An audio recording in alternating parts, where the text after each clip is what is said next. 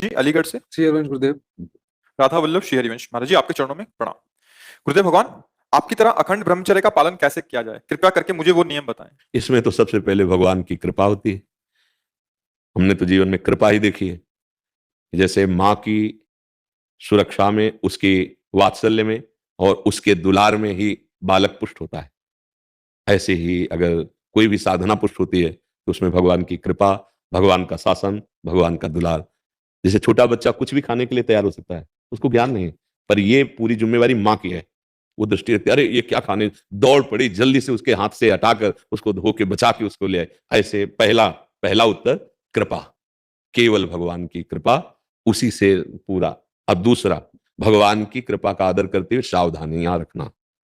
पहला, ब्रह्म मुहूर्त में जगना, जग करके हम इतना जल पिए कि या तो हमें उल्टी हो जाए या पच जाए। अगर उल्टी हो गई तो पचने से भी अच्छा हुआ, हमारे अंदर जो जहर बना, एसिड आदि, वो गंदे पदार्थ वो निकल जाते हैं। ये ब्रह्मचर्य के लिए बहुत आवश्यक, वो शीतलता प्रदान करता है। ब्रह्म मुहूर्त में बिना कुल्ला किए, वो जैसे तांबे के पात्र में 1 लीटर जल रख ले, रात भर रखा रहा, उसे पीजिए, तो वो बहुत आपको उसमें ब्रह्मचर्य में। और इसके बाद थोड़ा टहलिए, वज्रासन में बैठ के, फिर शौच जाइए, फिर स्नान कीजिए जरूरी, और फिर आधा घंटा व्यायाम कीजिए, कठोर व्यायाम जैसे दंड बैठक, ऐसे फिर आधा घंटा आसन कीजिए जो योगिक आसन है।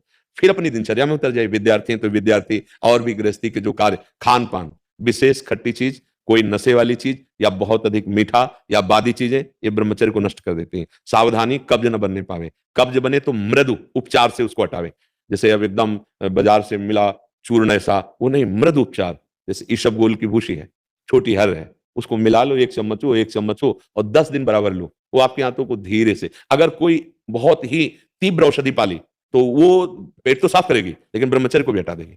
वो इतनी हीट पैदा करेगी, जो कब्ज से हीट पैदा हुई थी, बहुत संभालने की जरूरत होती है। अगर व्यायाम नहीं है और आसन नहीं है और दिनचर्या ठीक नहीं, आहार ठीक नहीं, तो भूल जाए कि कोई ब्रह्मचर्य नैष्ठिक 10-20 दिन वो बात अलग है, नैष्ठिक ब्रह्मचर्य के लिए। अब जो उसके विरोधी भाव हैं, जैसे मोबाइल है, उसे गंदी बातें देखोगे, कभी ब्रह्मचर्य नहीं रह सकते। जैसे गंदे मित्रों का संग करोगे, कभी ब्रह्मचर्य नहीं रह सकते। जैसे आप गंदी चिंतन अंदर करोगे, तो आप भले क्रिया ना करो, लेकिन आप ब्रह्मचर्य नहीं रह सकते, क्योंकि चिंतन मात्र से अंदर एक मनोवाह नाड़ी है, वो नाड़ी मथानी का कार्य करती है, रक्त से मंथन करके वो उस जीवनी शक्ति को बाहर कर देगी, जिसे स्वप्न दोष आदि कहते हैं, वो इस तरह से नष्ट हो जाएगा हमारा चिंतन। तो फिर चिंतन करने के लिए इतनी सामर्थ्य है कि हम तत्व का चिंतन, भगवत, तो हम नाम जप करते हैं, राधा राधा राधा राधा नाम जप करते हैं, पवित्र भोजन पाते हैं, और कभी कोई कुसंग नहीं करते हैं। हमारा लक्ष्य बन जाए कि हम भगवत प्राप्ति करेंगे, तो नैष्ठिक ब्रह्मचर्य रह जाएगा। और रोज इसी बात का केवल ध्यान रखोगे, ब्रह्मचर्य का तो नहीं बन पाएगा, उसको भूलना भी होगा। वो एक साइड में चल रहा है, हम गलतियों पर सावधानी रखे हुए हैं, लेकिन हमारा लक्ष्य भगवत प्राप्ति रहेगा, तब चल पाएगा। नहीं, अहंकार शुरू हो जाएगा, अब उस अहंकार में ही काम, क्रोध, लोभ, मोह, मद मत्सर प्रहार करेंगे, आप गिर जाएंगे। लक्ष्य भगवत, और बड़े से बड़े तप और साधन का विस्मरण, उसका अहम ना आने पावे, उसकी स्मृति ना आने पावे, तो फिर हम बहुत आजीवन चल जाएगा, ब्रह्मचर्य चल जाएगा। पर ये गृहस्थी में रहकर आजीवन ब्रह्मचर्य रहना थोड़ा कठिन है, क्योंकि उसमें रिश्ते, नातेदार, व्यवहार आदि में जाना, उठना, बैठना, लोक व्यवहार, फिर ब्रह्मचर्य रह पाना बहुत कठिन होता है। जो हम जैसे वातावरण में रहते हैं, जैसा दृश्य दिखते हैं, बहुत सावधानी, तब धीरे धीरे धीरे फिर क्या होता है, ब्रह्मचर्य जो वीर शक्ति ऊर्ध्वगामी हो जाती है, वो पचने लगती है। अब वो जब ऊर्ध्वगामी हो गई तो फिर अधा पतन की कोई गुंजाइश नहीं रह जाती। पर ये बहुत कठिन है, बहुत कठिन। तो जितना बन सके संयम से रहो, और अगर आपको लगे कि हमारा मन नहीं टिक पाएगा, तो फिर ब्याह करके गृहस्थी में उसमें भी चला जाए तो भगवत प्राप्ति ही होती है। खास बात है भगवत चिंतन, संयम पूर्वक, जितना संयम अधिक से अधिक कर सको, और फिर नाम जप कर रहे हो, तो भगवान कृपा करेंगे, वो कृपा करके हमारा मंगल कल्याण कर देंगे। समझ पा रहे हो जी।